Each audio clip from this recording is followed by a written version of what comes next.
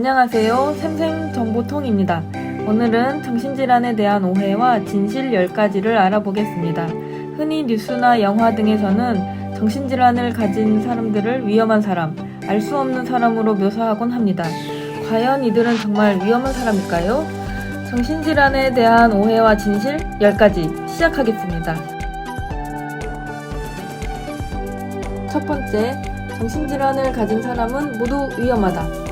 앞서 말씀드린 것처럼 정신질환을 가진 사람들의 범죄의 원인이 정신질환인 것처럼 보도되면서 이들에 대한 두려움과 혐오가 커졌습니다. 하지만 진실은 정신질환으로 인한 위험성은 거의 없습니다. 범죄 통계 결과 또한 이를 뒷받침하는데요. 2016년 대검찰청 범죄 분석 결과에 따르면 비정신질환자의 범죄율은 1.4%, 정신질환자 범죄율은 0.1%로 정신질환을 가진 사람들에 비해 아닌 사람들의 범죄율이 더 높은 것으로 나타났습니다. 일본의 경우도 마찬가지입니다.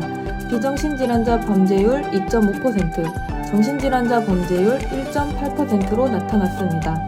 한양대 구리병원 정신건강의학과 교수에 의하면 정신질환 범죄는 조현병보다는 알코올이나 마약과 같은 약물 중독으로 인해 발생하는 경우가 많다고 합니다. 언론의 정신질환에 대한 부정적인 보도 경향이 사람들로 하여금 정신질환을 가진 사람은 모두가 위험하다고 인식하게 만들고 있다는 것을 기억해 둡시다. 두 번째, 정신장애는 지적장애이다. 진실은 정신장애와 지적장애는 다른 장애입니다. 지적장애는 과거에 정신지체라는 용어로 사용되어 많은 사람들이 정신장애와 헷갈리는 경향이 있습니다. 정신지체라는 용어의 어감이 불쾌하고 국제적인 용어 사용 추세에 따라 지적장애로 변경되었고 정신장애와는 다릅니다. 지적장애는 18세 이전의 정신 발달이 불완전하여 지능이 평균 이하, 즉 IQ 70 이하로 저하되고 이로 인해 자기의 신변 처리와 사회생활에의 적응이 곤란한 상태에 있는 경우를 말합니다. 반면 정신장애는 조현병, 조현정동장애, 양극성 정동장애 및 반복성 우울장애에 따른 감정조절, 행동, 사고기능 및 능력의 장애로 인하여 일상생활이나 사회생활에 상당한 제약을 받는 상태에 있는 경우를 의미합니다. 세 번째, 정신질환을 가진 사람은 일상생활이 불가능하고 결혼, 취업, 독립주거를 할 수 없다. 진실은 정신질환을 가진 사람은 당연히 일상생활이 가능합니다. 결혼은 물론 취업과 독립주거도 하고 있습니다. 태화 샘소년집을 이용하는 회원들 중에서는 실제로 이곳에서 만나 결혼을 하여 가정을 이루신 분들이 많이 있습니다. 또 카페, 사무보조 등의 일을 하며 독립하여 살아가는 경우도 많습니다. 평범하게 살아가지 못할 것이라는 편견은 이들이 일상의 소중함을 느낄 수 있는 기회를 박탈하는 것과 마찬가지입니다. 독립적으로 살아갈 수 있도록 지원 및 지지하는 것이 필요합니다. 네 번째 오해는 정신질환을 가진 사람은 나약해서 정신질환을 가지게 되었다는 것입니다. 진실은 정신질환의 발병은 복합적인 작용에 의한 것으로 개인의 의지가 부족한 것으로 볼 수 없다는 것입니다.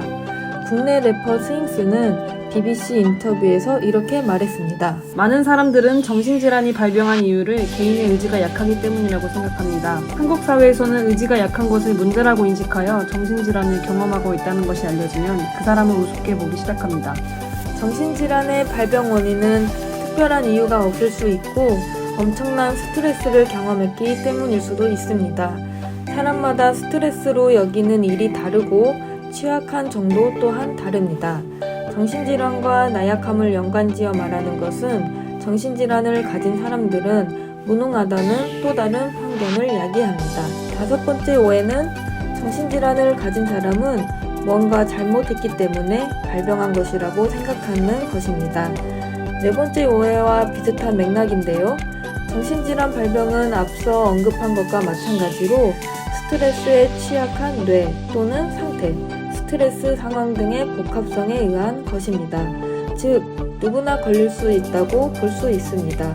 실제로 2016년 국내 정신질환 실태조사에 의하면 만 18세 이상 성인 4명 중 한 명이 정신건강 문제를 경험하고 있는 것으로 나타났습니다. 그러나 정신질환 발병에 있어 당사자에게만 원인을 묻는 것은 당사자에게만 책임이 있다고 생각하게 만들며 자기 혐오를 양산해냅니다. 이는 정신질환 회복에 중요한 자아 존중감을 감소시키는 원인이 됩니다. 6번째, 정신질환은 유전이다. 진실은 정신질환 전체로 봤을 때 현재 정신질환에서 유전성이 규명된 것은 조울증 외에는 없습니다.